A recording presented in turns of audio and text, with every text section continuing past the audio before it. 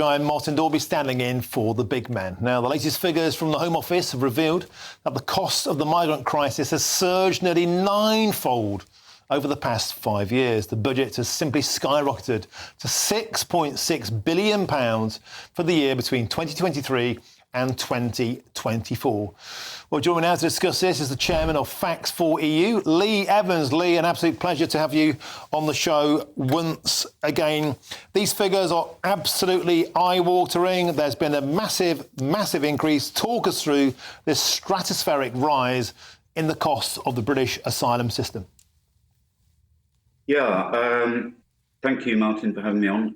What we tried to do, everyone knows that the migrant crisis has been growing and growing fast.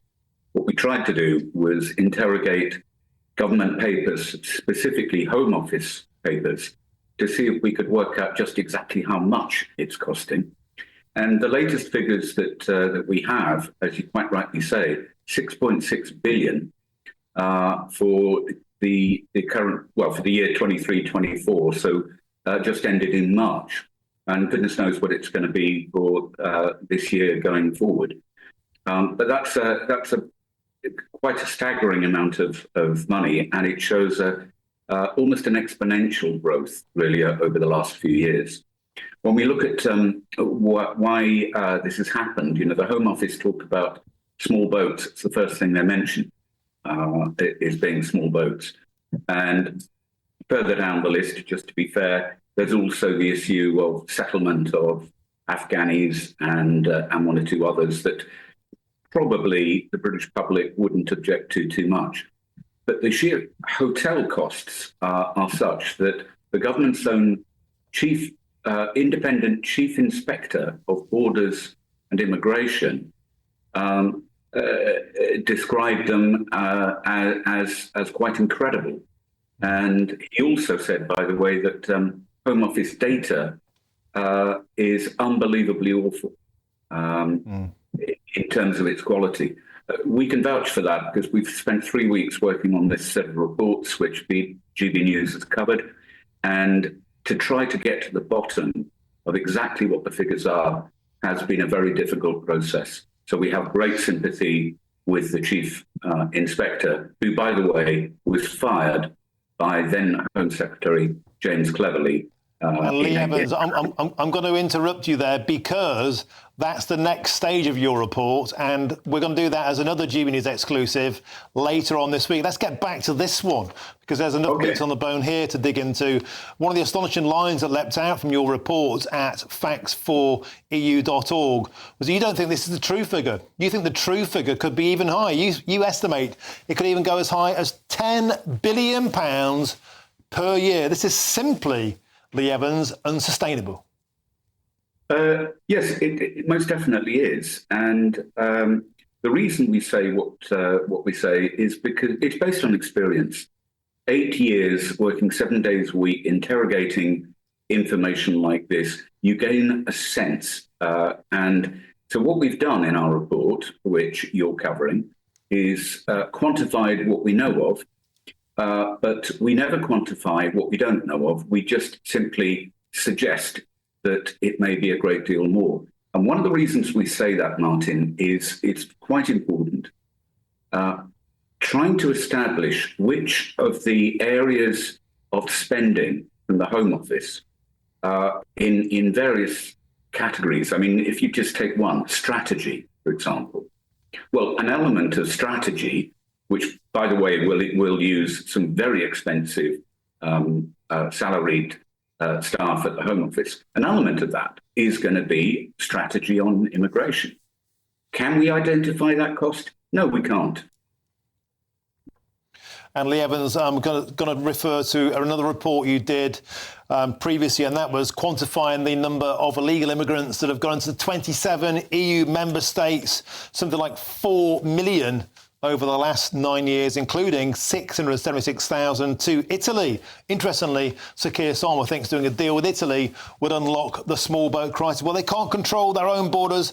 Lee Evans, we have to leave it there, but we're going to join you again later this week. Always an absolute delight to have you on the show. Let's get back to the panel now to get some reaction to what I think is a simply astonishing set of figures. Peter Tatchell, whatever your thoughts on asylum, those kind of numerics, they simply cannot be sustained.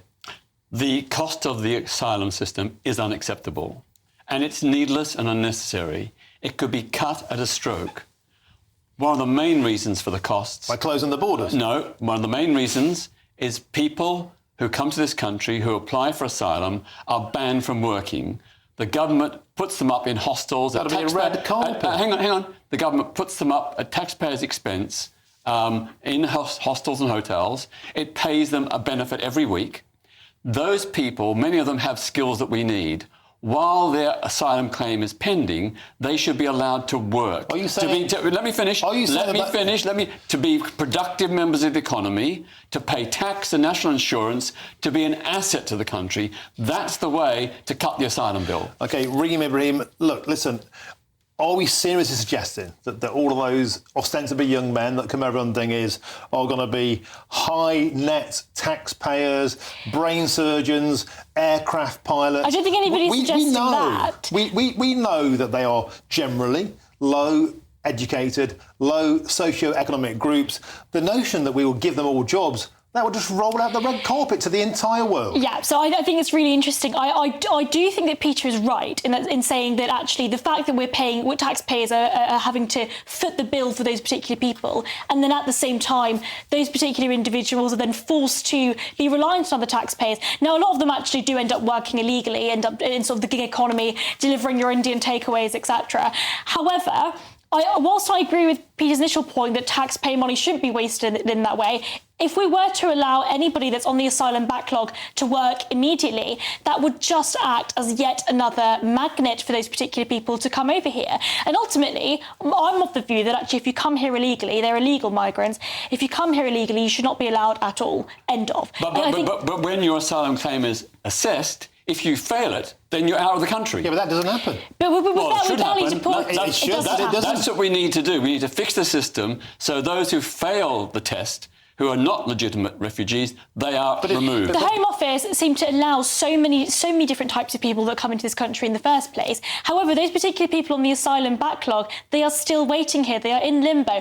And I agree with Peter's initial point that actually it's unfair that those particular people are forced to effectively be reliant on other taxpayers. However, we cannot... But they're coming to the country illegally. Yes, I completely agree. I think the problem here... They're not being forced to be under benefits or... When they come here, they're not... thousands of pounds, euros, whatever it is, to get here because they think they're going to win the lottery. Yeah, no, I completely agree. And then ultimately, when those particular people are here, we're then rewarding them by giving them a hotel that is, again, taxpayer funded. And giving them a job would be an even bigger reward. Well, it's not giving, if they contribute to the economy, I think that's perfectly fine. However, they've come here illegally. We have to uphold the rule of law. We saw, was it just a year and a half ago that a quarter of people that were coming here claiming asylum were from Albania? It's a completely safe country. And we had a deal with the Albanian government that then stopped that. We need to ensure that we separate illegal migrants from those that are genuinely seeking asylum. And the problem is the Home Office have this huge backlog, as the last guest has already entailed.